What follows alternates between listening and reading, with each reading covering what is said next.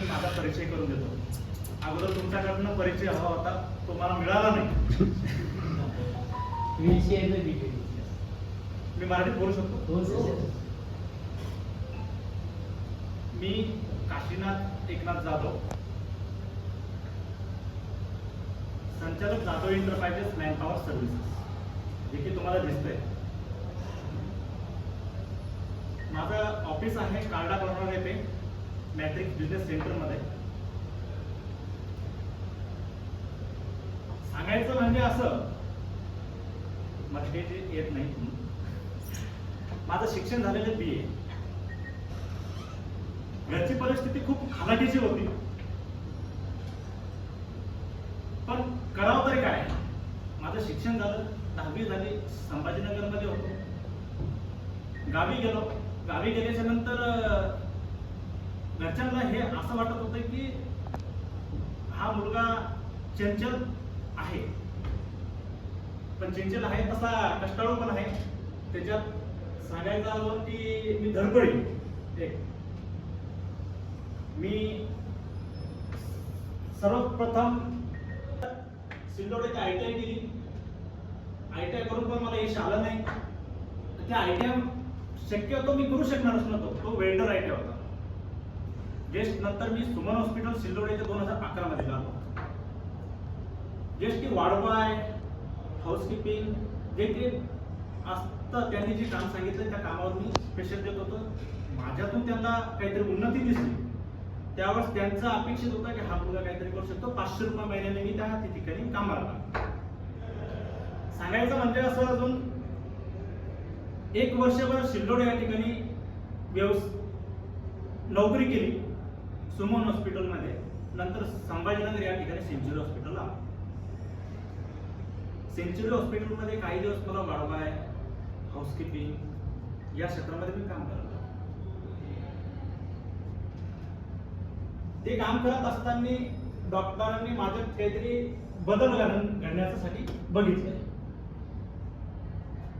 त्यांनी मला सांगितलं की तू काय कर, आजपासून OT मध्ये जॉईन हो. मी वाढवाय म्हणून काम केलं. OT मध्ये जॉईन झाल्याच्या नंतर OTचे ड्रम वगैरे ॲटोक्युलर करणं, ह्या बऱ्याचशा काही गोष्टी मला त्यांनी शिकवल्या. बरेचसे दिवस 9 वर्ष सेंचुरी हॉस्पिटल या ठिकाणी पूर्ण नाईट केली. आणि त्यानंतर असं नाईट करत करत एक सामाजिक कार्यक्रमामध्ये प्रतिष्ठित माझ्या गावचे एक व्यक्ती बाबूराव काळे सर, मी अभिमानाने सांगू शकतो की आज त्यांच्यामुळे मी आज या पायावर इथं माझ्या स्वतःच्या स्वबळावर उभा आहे. त्यांनी मला मार्गदर्शन केलं. तिथून मी पुढे पुढे सरकत असं आज ज्यावेळेस सामाजिक कार्यक्रमामध्ये त्यांची मला भेट झाली, त्या भेटीमध्ये त्यांनी मला सांगितलं काहीतरी तू काय कर, हॉस्पिटलमध्ये काम करतोय, एक व्यवसाय चालू कर. ज्याने की त्यांनी सांगितलं मला काय. मी विचारलं त्याला काय करावं तरी काय. माझ्याकडनं मी शेती काम करू शकत नाही, मी हँडिकॅप असल्यामुळं. घरचे पण म्हणत होते तू दिव्यांग आहे, दिव्यांग असताना तू घरी शेतामध्ये काम करू शकत नाही, करावं तरी काय.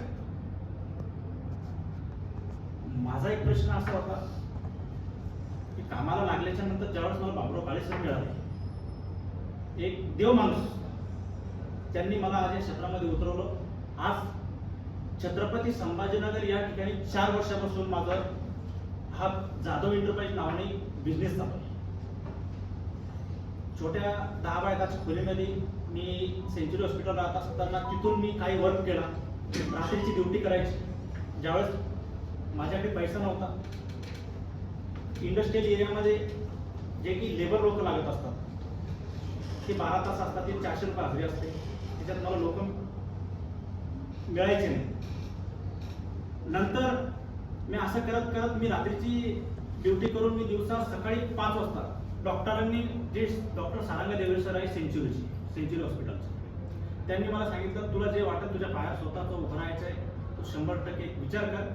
तुला ज्या वेळेस जायचं फक्त सेंचुरी हॉस्पिटलमधलं नाईटचं जे काही काम असेल ते परिपूर्ण काम करायचं, मग सकाळी जायचं. मी सकाळी 5 वाजता जरी गेलो तर कधीच मला डॉक्टरांनी हटकलं नाही. ज्याचं कारण असं की त्यांना माहीत होतं की हा माणूस त्याच्या स्वतः अपंग आहे, दिव्यांग आहे, त्याच्या पायावर उभं राहायचं आहे, म्हणून त्यांनी मला सपोर्ट केला.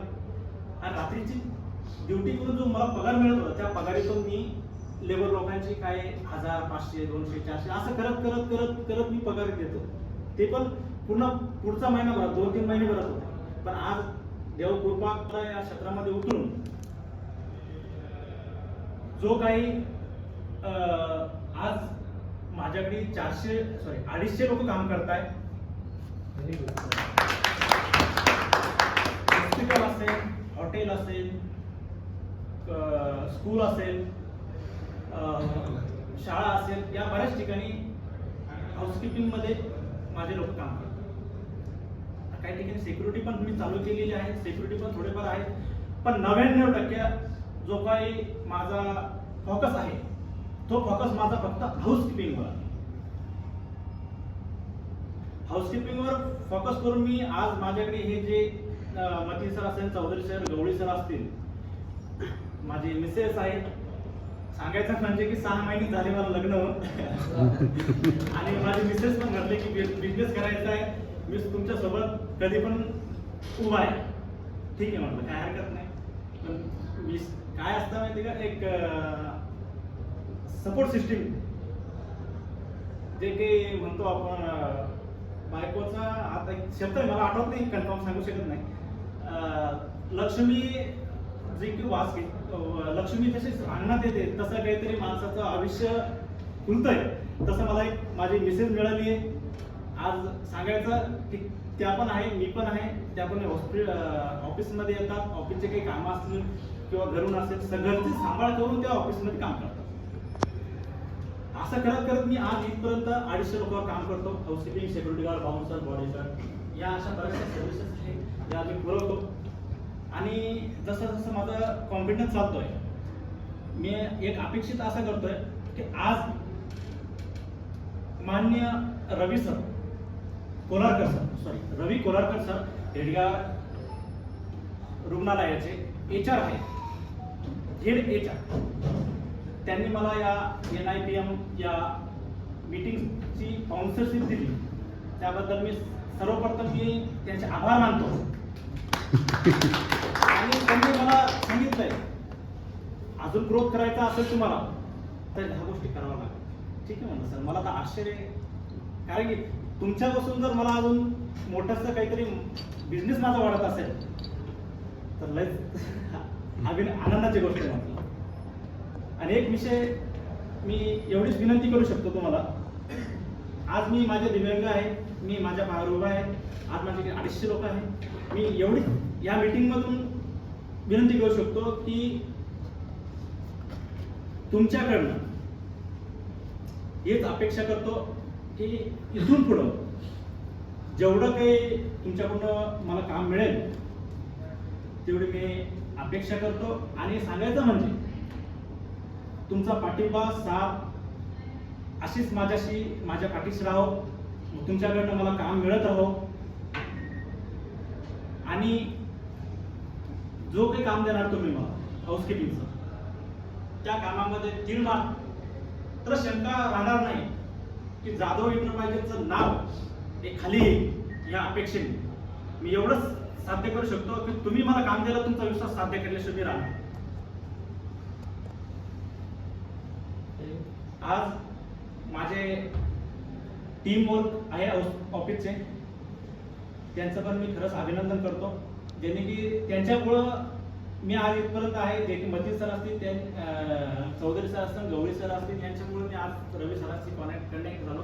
सेकंड टाइम आणि आज मला इथं घेऊन आले. मी अपेक्षा एवढीच करतो तुमच्याकडनं मला काम मिळावं. आज जेवढे काही आज तुमचे HR टीम, NIPMची टीम परिषदची ही इथं उपस्थित आहे, असाच कार्यक्रम तुमच्याकडनं मला काम मिळत राहिलं तर भविष्यात मी एवढी हे सांगू शकतो आणि आत्मविश्वास देऊ शकतो तुम्हाला की संभाजीनगरमध्ये जेवढे मी इंडस्ट्रीयल असेल, जेवढे HR हेड असतील वेगवेगळ्या क्षेत्रामधले, त्यांचा एक मोठा भव्य असा कार्यक्रम आपण हॉटेलमध्ये घेऊ एवढंच सांगतो तुम्हाला. आणि HRPMचे NIPMचे मी आभार आणि धन्यवाद मानतो. आणि पुढं पण मला तुम्ही तुमच्या या अशा मीटिंगमध्ये बोलत जा, मी पण तुमच्याशी स्पॉन्सरशिप घेतो. आणि दुसरी एक अजून की मला मेंबरशिप जी काय असते तुमच्यामध्ये HR ला मिळत असते याच्यात, तर ती मेंबरशिप मला मिळावी ही एक अपेक्षा व्यक्त करतो. मी जर त्या कॅटेगरीमध्ये बसलो नाही तर माझ्या मेसेज बसणार 100%.